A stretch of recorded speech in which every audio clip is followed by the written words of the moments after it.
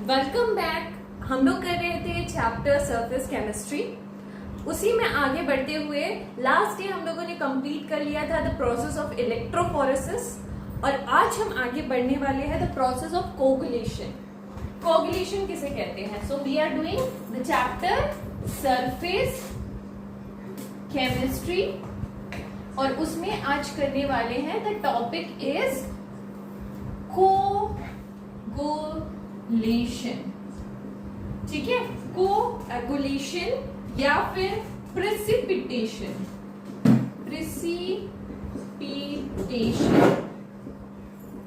Right? Okay, ध्यान से सुनना, कोगुलेशन एंड प्रेसिपिटेशन किसे बोलते हैं? I will make you understand the process of coagulation by giving an example. Suppose मैंने मिल्क लिया, ठीक है? उस मिल्क में मैंने मिल्क को गर्म करना शुरू कर दिया और उसमें 2 बूंद लेमन के डाल दिए। क्या होगा? डोंट यू थिंक कि वो कुछ कड़ी कड़ी सा हो जाएगा? ठीक है, तो कड़ी कड़ी होने के बाद वो नीचे सेटल डाउन होना शुरू हो जाएगा। राइट? अगर मैं कंटिन्यूअसली बॉइलिंग करती रहूं, that is the process of coagulation. ठीक है, उसको हम कहेंगे कोगुलेशन ऑफ मिल्क। ठीक है, नेक्स्ट एग्जांपल, सपोज मैं खेलने गई और दौड़ रही हूँ, जोर से दौड़ रही हूँ और मैं कहीं गिर गई तो मेरे पैर पे बहुत बुरी तरह से चोट आ गई और पूरा ब्लड निकलने लगा। सो मेरे दिमाग में जो फर्स्ट आइडिया आता है ना कि मैं इस ब्लड को रोकूं कैसे, तो मेरे दिमाग में आता है पोटैश एलम का idea. What do you mean by potash alum? शायद लोकल लैंग्वेज में उसे बोलते हैं फिटकरी। एंड मैं क्या करूंगी, उस फिटकरी को लूंगी और उस जहां पे चोट लगी है ना वहां पे रब करूंगी। रब करने से क्या होगा, जो मेरा बहुत ज्यादा ब्लड आ रहा था, वो ब्लड जो पूरे एकदम सॉल्यूशन फेज में था, एकदम लिक्विड सा था, बहे जा रहा था, वो धीरे धीरे ना थिकनिंग होने लगेगा, मतलब गाढ़ा गाढ़ा सा कुछ हो जाएगा। मतलब ब्लड जो हो रहा है वो कोगुलेट कर रहा है। नेक्स्ट एक एग्जांपल अगर मैं देना चाहूंगी तो मैं जो नॉन वेजिटेरियन लोग हैं उनके लिए बेस्ट एग्जांपल है। आप लोग ऑमलेट तो खाते होंगे ना? ऑमलेट को क्या करते हैं कि हम लोग फोड़ते हैं एंड पैन में डाल देते हैं। तो फोड़ते हैं तो क्या रहता है ऑमलेट, मतलब क्या वो लिक्विड फेज में रहता है ना, कुछ लिक्विड सा सब्सटेंस रहता है, और जब हम उसको पैन में डाल देते हैं तो वो क्या करता है, एक थिक मास बना देता है जिसको हम ऑमलेट कहते हैं। That is the coagulation of egg. ठीक है, तो मतलब thickening of something solution phase, उसी को हम कहते हैं कोगुलेशन। तो कोगुलेशन मतलब एक्चुअली में अगर मैं केमिस्ट्री की लैंग्वेज में डेफिनेशन लिखना चाहूंगी तो वो होता है settling down of colloidal particles. मतलब अगर मैं मिल्क की बात करूं तो मिल्क जो फट गया था because of the presence of lemon, तो वो क्या हो रहा था, कोगुलेट करके उसके कोलॉइडल पार्टिकल्स जो थे वो सेटल हो जा रहे थे नीचे।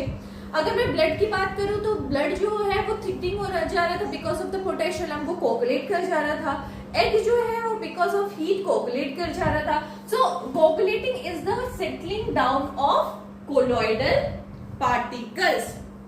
ठीक है, अब इसमें ना कोगुलेशन में हमको जो पढ़ना है, मेथड ऑफ कोगुलेशन 2 तरीके से होते हैं। एक होता है लायोफिलिक कोलॉइड, जो हमने पहले भी पढ़ा है, और एक होता है लायोफोबिक कोलॉइड्स। ठीक है, ये लायोफिलिक और लायोफोबिक के बारे में हम लोगों ने पहले भी डिस्कस बहुत सारा कर चुका है।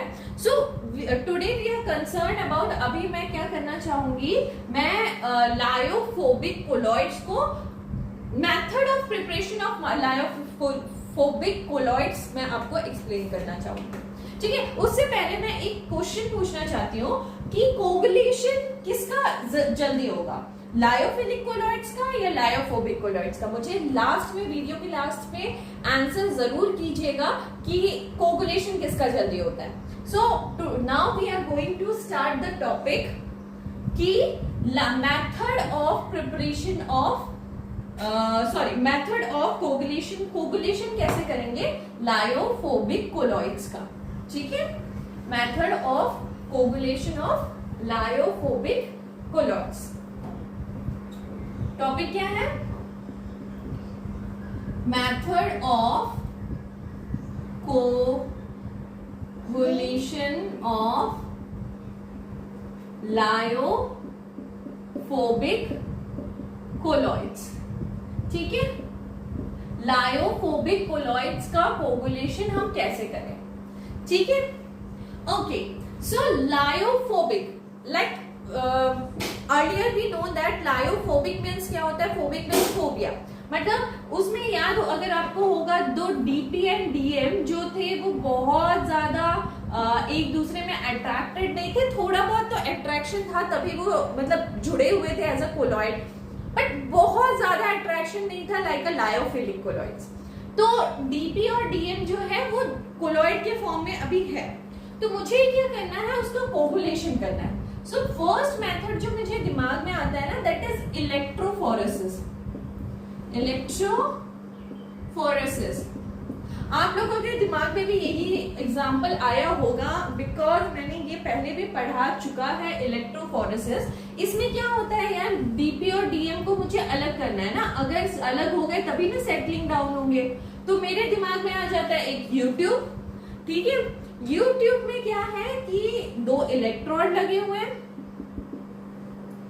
ठीक है, ये दो इलेक्ट्रोड बहुत ही तगड़े इलेक्ट्रिसिटी से जुड़े हुए हैं, और because of the presence of colloidal solution here, यहाँ पे प्रेजेंट होगा डीपी भी और डीएम भी, ठीक है। Suppose DP is negatively charge and DM is positively charge, तो डीपी किसके तरफ अट्रैक्ट हो जाएगा, अट्रैक्ट हो जाएगा पॉजिटिव चार्ज की तरफ, और डीएम जो होगा अट्रैक्ट हो जाएगा नेगेटिव चार्ज की तरफ, because it is a lyophilic colloids, because in दोनों में अट्रैक्शन बहुत ज्यादा नहीं है, डीपी एंड डीएम में अट्रैक्शन बहुत ज्यादा नहीं है, तो ये इजीली बाय दिस प्रोसेस हम कोगुलेशन कर सकते हैं। Done. Next process is by boiling. अच्छा, उससे पहले मैं बताना चाहूंगी by mutual coagulation. Okay, what do you mean by mutual coagulation? Suppose मेरे पास दो कोलॉइड्स हैं, colloid number 1 and colloid number 2, ठीक है, मेरे पास दो कोलॉइड्स हैं, और ये दोनों कोलॉइड में of course we know DP and DM दोनों होने वाले हैं, डीपी एंड डीएम दोनों होने वाले हैं, ठीक है। सपोज जो फर्स्ट कोलॉइड है वो पॉजिटिवली चार्ज है, पॉजिटिवली चार्ज कब होगा, जब डीपी पॉजिटिव होगा, और ये कोलॉइड नेगेटिवली चार्ज है, this is positively charge because की डीपी पॉजिटिवली चार्ज है। डिपोजिशन जो हुआ है कोलॉइड पार्टिकल्स में, हम लोग बोलते हैं ना इलेक्ट्रोलाइट का deposition, this is because of disperse phase. Very nice.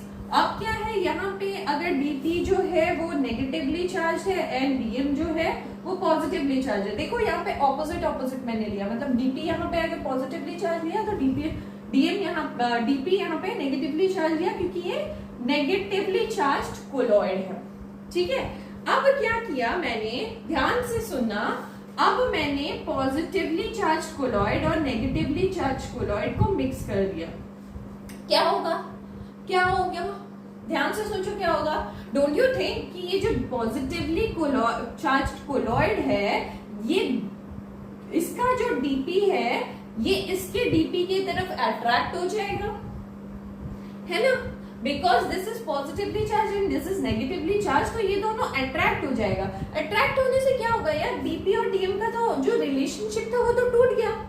अगर डीपी और डीएम का रिलेशनशिप टूट गया तो क्या हो जाएगा, कोगुलेशन, राइट।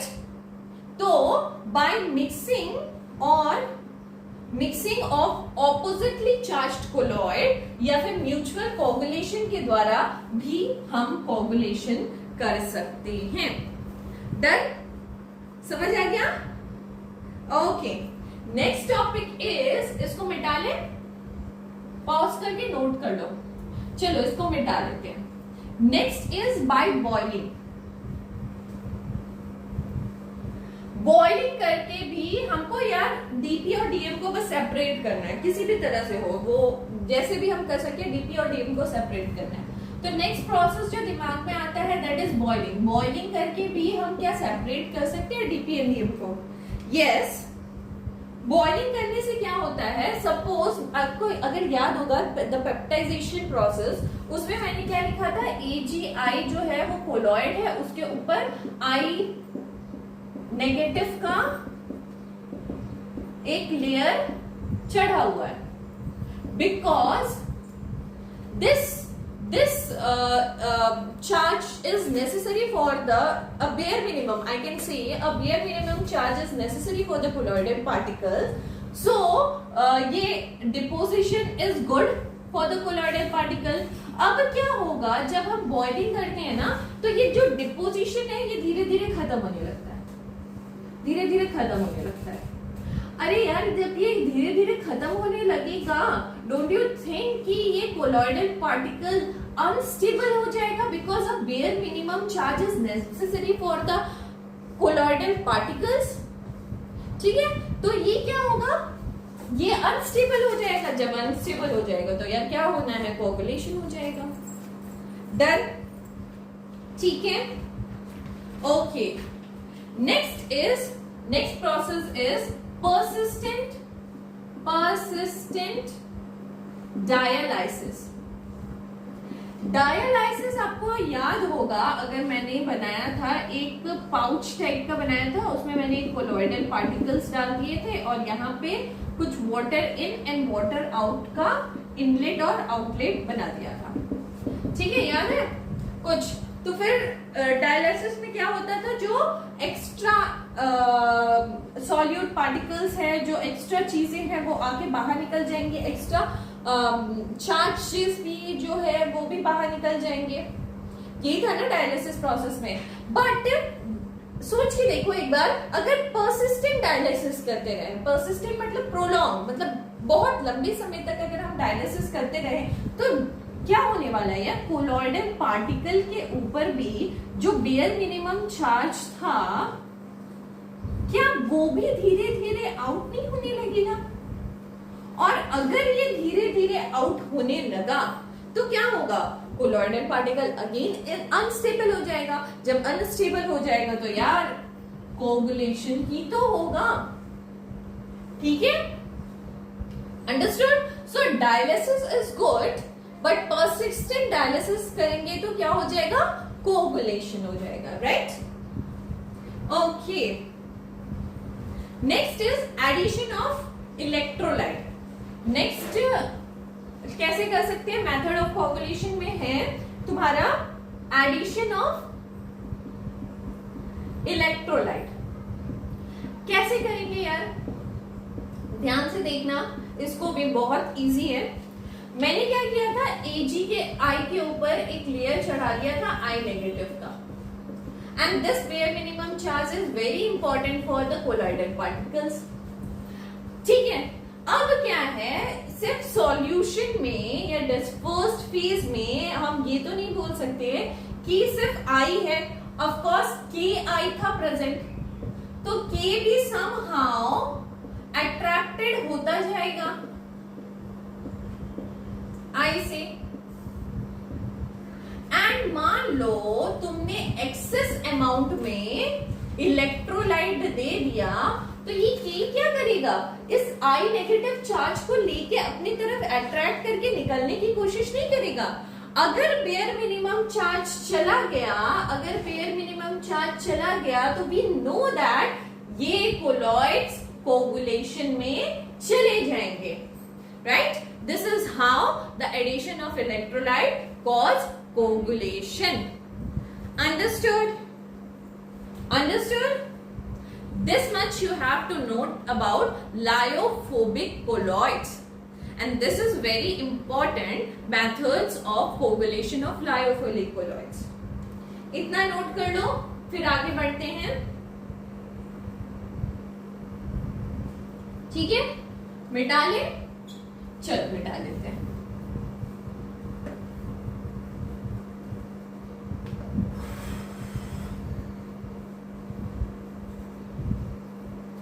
चलो डन, इतना तो हो गया।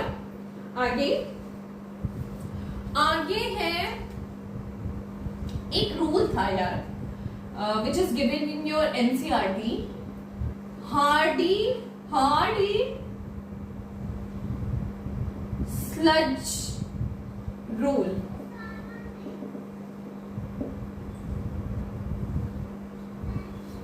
हार्डी स्लजलेस रूल, या जिसको जैसे बोलना है बोल लो, बट जो है वो है। इस रूल के हिसाब से अगर मैं इसको रूल को आपको समझाऊं तो मैं ये कह सकती हूँ कि कुछ कोलॉइड्स हैं जो पॉजिटिवली चार्ज होते हैं। वी नो दैट ना, कुछ कोलॉइड्स होते हैं जो नेगेटिवली चार्ज होते हैं, है ना। और इसके एग्जांपल्स भी हम लोग अच्छी तरह से जानते हैं। याद होगा जो बी से शुरू होते हैं दैट आर पॉजिटिवली चार्ज, जो बी से नहीं शुरू होते हैं दैट आर नेगेटिवली चार्ज। और ये थोड़ा भारी भरकम सा टर्म था, कुछ याद आ रहा है अगर तो कमेंट बॉक्स पे लिखिए। Positively charge colloids, negatively charge colloids, comment box पे पक्का लिखिए। Okay okay, so we know that कुछ होते हैं पॉजिटिवली चार्ज कोलॉइड, कुछ होते हैं नेगेटिवली चार्ज कोलॉइड, ठीक है। सपोज फॉर एग्जाम्पल मैं बता रही हूं, अगर मैंने यहाँ पे एक कोलॉइड लिया है दैट इज नेगेटिवली चार्ज्ड, ठीक है, और इस कोलॉइड पे जो पॉजिटिवली चार्ज है, सॉरी जो नेगेटिवली चार्ज है, इस नेगेटिवली चार्ज को हटाने के लिए मुझे क्या करना होगा। मेरे पास कुछ प्रेजेंट है इलेक्ट्रोलाइट, जैसे कि मेरे पास Mn+4 प्रेजेंट है, मेरे पास Ag+3 प्रेजेंट है, मेरे पास Ba2+ प्रेजेंट है, मेरे पास Na+ प्रेजेंट है। सपोज मेरे पास यहाँ पे कोलॉइड में जो नेगेटिवली चार्ज है वो 6 यूनिट नेगेटिव चार्ज है, ठीक है। अगर मैं इसको Na+ से हटाना चाहूंगी तो मुझे Na+ का 6 यूनिट लेना पड़ेगा, क्योंकि इसमें सिर्फ एक इलेक्ट्रॉन पॉजिटिवली चार्ज है, तो इसके 6 यूनिट हटाने के लिए मेरे को इसको 6 यूनिट लेना पड़ेगा। ओके, अगर मैं Ba2+ का यूज करती हूँ तो मुझे डोंट यू थिंक इसमें 3 यूनिट्स लेना पड़ेगा, बिकॉज 3 2 6 होता है। ओके, अगर मैं Ag3+ का इस्तेमाल करती हूँ तो डोंट यू थिंक कि मुझे कितना लेना पड़ेगा, 2 यूनिट्स का इस्तेमाल करना पड़ेगा Ag3+ का। और अगर मैं Mn+4 लूं तो मुझे 1.5 यूनिट में ही मेरा काम चल जाने वाला है ना। सो अलग अलग इलेक्ट्रोलाइट का अलग अलग यूनिट्स लेना पड़ेगा अगर मैं उसको यूज करती हूँ तो। सो हार्डी ने क्या कहा, हार्डी ने कहा कि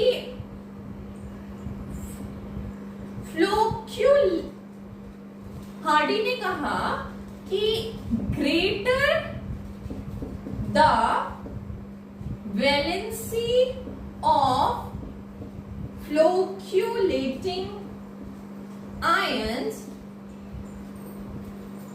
greater is the coagulation,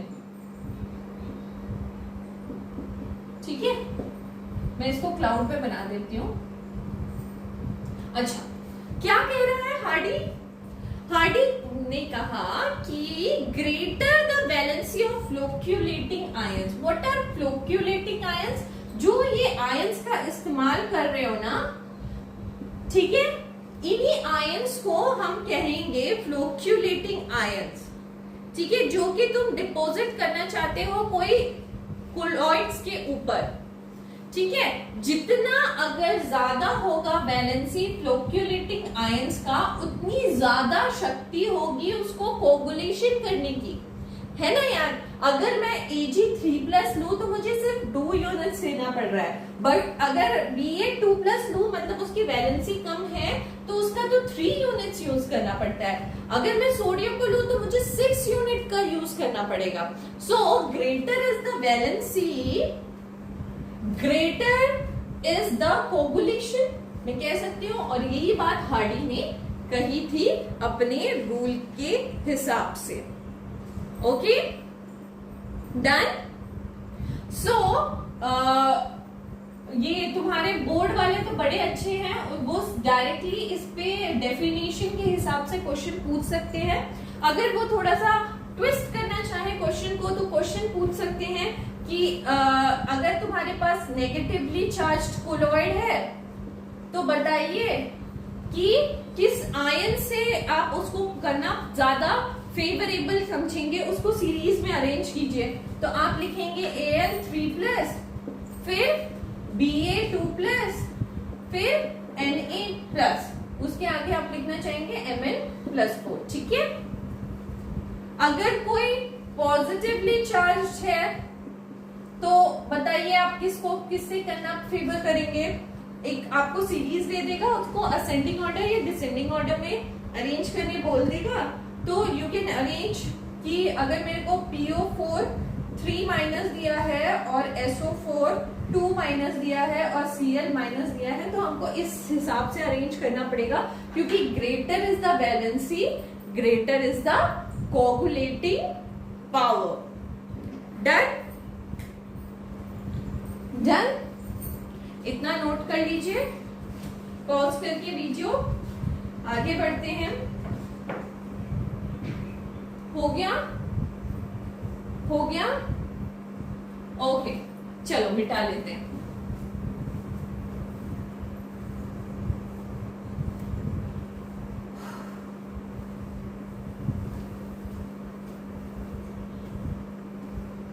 okay, our next topic is coagulating value.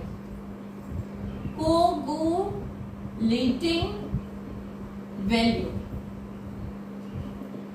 ठीक है। ओके, डेफिनेशन लिख लो, उसके बाद हम समझा देते हैं इसको। This is the minimum concentration of electrolyte millimole per liter required to precipitate a solution in 2 hours। क्या कह रहा है?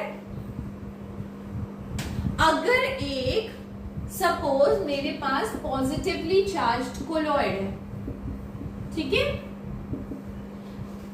कोलॉइड, ठीक है, पॉजिटिवली चार्ज कोलॉइड है।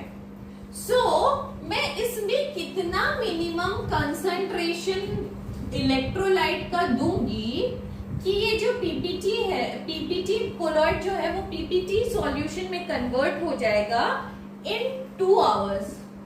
क्या कहा मैंने? अगर ये पॉजिटिवली चार्ज्ड कोलॉइड्स हैं तो ऑफ कोर्स मेरे को जो इलेक्ट्रोलाइट लेना है वो नेगेटिवली चार्ज होना चाहिए। सो नेगेटिवली चार्ज्ड इलेक्ट्रोलाइट का कितना मिनिमम कॉन्सेंट्रेशन दूंगी कि ये कन्वर्ट हो जाए, कोगुलेशन हो जाए इसका, या पीपीटी बन जाए इसका, कोलॉइड्स का। समझ आया? सो ये मिनिमम कंसंट्रेशन आपको मिली मोल पर लीटर में लेना है और टाइम लेना है कम से कम 2 आवर में। So this is the basic coagulation value या मिनिमम कंसंट्रेशन ऑफ इलेक्ट्रोलाइट, जो कि कोलॉइड को पीपीटी में कन्वर्ट कर देता है इन 2 आवर्स। ठीक है, अब देखो coagulating value is inversely proportional to coagulating power. जिस कोलॉइड का कोगुलेशन होना बहुत इजी है उसके लिए कोगुलेटिंग वैल्यू तो कम ही होगा ना यार, कोलॉइड ही कोगुलेशन में जाना चाहता है, लाइक अ लायोफोबिक कोलॉइड्स। यार मैंने आंसर दे दिया। ओके सो अगर जैसे कि जो कोलॉइड्स जाना ही चाहता है कोगुलेशन में, उसका कोगुलेटिंग वैल्यू भी तो बड़ा ही होगा, इनवर्सली होगा।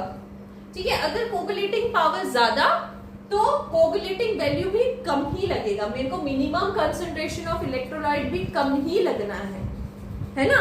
और कोगुलेटिंग पावर बहुत कम है, बहुत कम है, तो कोगुलेटिंग वैल्यू मुझे बहुत ज्यादा लगना है। And this is very important in point of view of your exam. Done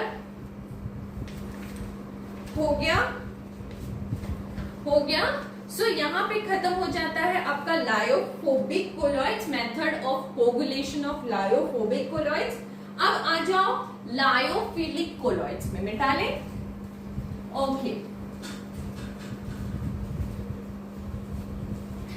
next is method of preparation of lyophobic colloids, sorry lyophilic colloids. methods of coagulation of lyophilic colloids। ठीक है, if we are talking about lyophilic colloids तो हम बोल सकते हैं कि इसमें जो डीपी एंड डीएम है, इसमें जो डीपी और डीएम है, इसमें काफी गहरा अट्रैक्शन है। ठीक है, जिसको तोड़ना काफी मुश्किल है। They are very stable colloids, stable colloids है ना। ओके, अगर ये बहुत स्टेबल है तो हम क्या कर सकते हैं, हम इसको तोड़ कैसे सकते हैं यार। पहला चीज, अगर मैं डीएम को ही चेंज कर दूं तो, डीएम सपोज वाटर था और डीपी वाटर में बहुत अच्छे से घुला हुआ था, बट वो किसी और चीज में बहुत, वाटर को छोड़ के मान लो अल्कोहल है या फिर कुछ एसिड है जिसमें डीपी बहुत अच्छे से घुल सकता है, तो डीपी तो डीएम को छोड़ के निकल जाएगा ना यार। वो तो अल्कोहल में या फिर एसिड में घुलने की कोशिश करेगा जिसमें वो बहुत अच्छे से घुल सकता है। So we can replace DM. Second is अगर मैं जो ऊपर का चार्ज रहता है, चार्ज ऑफ इलेक्ट्रोलाइट, उसको ही हटा दूं तो दो चीजें कर सकती हूँ, या फिर मैं चार्ज हटा सकती हूँ जो मैं लायोफोबिक कोलॉइड्स में भी कर रही थी, या फिर मैं डीएम को ही चेंज कर दूं तो दोनों के बीच में अट्रैक्शन टूट जाएगा, है ना, राइट। ठीक है, ओके। सो ये दो तरीके हैं। तो अगर मैं कहूं डीएम, मेरे को क्या करना है, डीएम को चेंज करना है, तो तुम्हारे बुक में जो अवेलेबल है दैट इज अल्कोहल के थ्रू या फिर एसीटोन के थ्रू डाल के तुम चेंज कर सकते हो। और चार्ज हटाना है तो चार्ज हटाने के तो यार मेरे पास बहुत सारे मेथड्स हैं जो हमने लास्ट लायोफोबिक कोलॉइड्स में भी पढ़ लिए, that is more enough for lyophilic colloids also. मतलब मैं अगर इलेक्ट्रोफोरेसिस करूं तो भी ये काम हो जाएगा, है ना। मैं अगर बॉइलिंग करूं तो भी ये काम हो जाएगा, ठीक है। So these are the examples जो कि लायोफिलिक और लायोफोबिक्स में सेम होंगे, तो आपको इसके बारे में टेंशन नहीं लेना है। सो मोस्ट इम्पॉर्टेंट इज अगर मेरे को डीएम को चेंज करना है तो according to my NCERT book मुझे अल्कोहल और एसीटोन का इस्तेमाल करके मैं डीएम चेंज कर सकती हूँ, ताकि डीपी अगर डीएम सपोज वाटर है तो उसमें अगर अच्छे से मिक्स हो सकता है, तो अल्कोहल या एसीटोन में अगर उससे भी ज्यादा अच्छे से मिक्स हो सकता है तो वो DP go for alcohol and acetone. Done. Our next topic is protection of colloids. Colloids का प्रोटेक्शन कैसे कर सकते हैं? कोलॉइड्स का प्रोटेक्शन कैसे कर सकते हैं? प्रोटेक्शन ऑफ कोलॉइड्स, ठीक है, ठीक है। So we know that lyophobic colloids जो होते हैं वो लेस स्टेबल होते हैं इन कंपैरिजन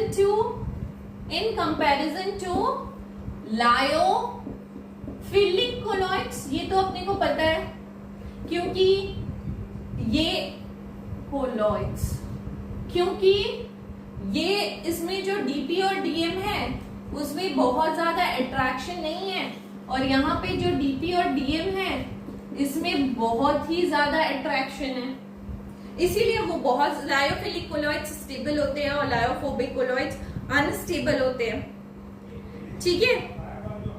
सो अगर मुझे प्रोटेक्शन करना है तो डोंट यू थिंक कि मैं अगर लायोफोबिक कोलॉइड्स के ऊपर अगर एक लेयर चढ़ा दूं लायोफिलिक कोलॉइड्स का, तो ये प्रोटेक्शन ज्यादा स्ट्रॉन्ग हो जाएगा, because lyophilic colloids are much stable. तो वो कोलॉइड्स उसको क्या करेंगे, प्रोटेक्ट करेंगे, और कोई भी इलेक्ट्रोलाइट आने की कोशिश करेगा तो सबसे पहले उसको लायोफिलिक कोलॉइड से होकर गुजरना पड़ेगा, और वो स्टेबल ज्यादा है तो लायोफोबिक कोलॉइड्स को तो यार कोई डिस्टर्ब नहीं कर पाएगा, ठीक है। डन। तो इस तरह से हम प्रोटेक्शन कर सकते हैं लायोफोबिक कोलॉइड्स का, ठीक है।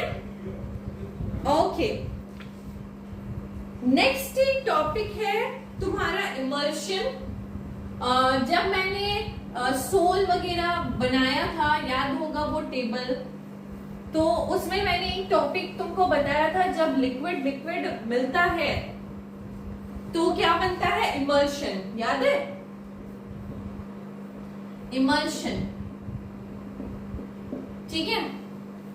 So when dispersed phase is also liquid and dispersed medium is also liquid, so ये बन जाएगा इमल्शन, ठीक है। इमल्शन में तुम्हारे बुक में दो चीजें दी हुई है, O/W, W/O। O/W का मतलब है oil dispersed in water, oil dispersed in water. Oil dispersed in water का मतलब हुआ डीपी जो है वो तुम्हारा ऑयल है एंड डीएम जो है वो तुम्हारा वाटर है। ऑयल जो है वो वाटर में कुछ बूंदे गिरी हुई है। फॉर एग्जाम्पल अगर आप मिल्क को देखोगे, so this is a kind of oil in water. अगर आप वैनिशिंग क्रीम को देखोगे, so it is an example of oil in water. ये हो गया water dispersed in oil। तो यहाँ पे ये उल्टा हो गया, डीपी जो हो गया ये हो गया वाटर, और डीएम जो हो गया ये हो गया ऑयल। एग्जाम्पल अगर पूछे तो एग्जाम्पल हो गया बटर और क्रीम। यार ये मैंने बस ऐसे थोड़ा बहुत बता दिया, इससे क्वेश्चन ना के बराबर आते हैं, ठीक है। अच्छा, एक और होता है कि इमल्शन जो होता है ना, दैट इज वेरी अनस्टेबल। सो इसको स्टेबिलिटी देने के लिए एक इमल्सिफाइंग एजेंट का इस्तेमाल किया जाता है, ठीक है। What are those emulsifying stable agents? जो इमल्शन मैंने बताया स्टेबल नहीं होते हैं, तो इसको स्टेबल करने के लिए, तो ये हो गया स्टेबलाइजिंग एजेंट। ये सब क्या है? स्टेबलाइजिंग एजेंट्स हैं। What are those? अगर ऑयल इन वाटर के बारे में बात कर रहे हैं तो आपको याद रखना है स्टेबलाइजिंग एजेंट के रूप में आप प्रोटीन, गम और सोप को यूज कर सकते हो।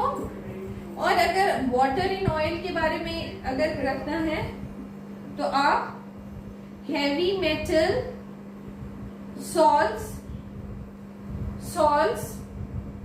ऑफ फैटी एसिड या फिर लॉन्ग चेन OH का यूज कर सकते हो। सो यहां से क्वेश्चन आने के चांसेस बहुत बहुत रेयर है, बट इतना अगर आप याद रख लोगे तो बाय चांस भी यार गलती से क्वेश्चन आ जाता है तो यू कैन डू इट, ठीक है।